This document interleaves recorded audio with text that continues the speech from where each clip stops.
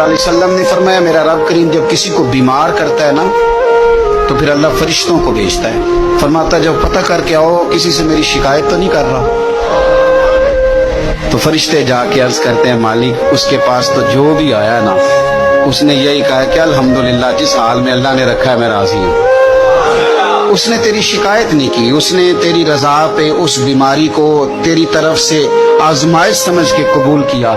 میرے نبی کریم علیہ السلام فرمانے لگے، رب فرماتے فرشتوں گواہ ہو جاؤ،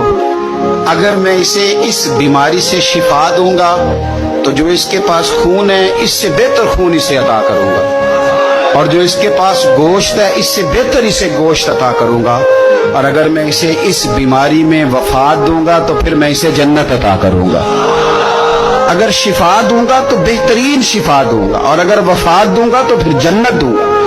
جب آپ حوصلے کے ساتھ چیزوں کو قبول کرتے، جب آپ کی طبیعت کے اندر صبر چھلکتا ہے،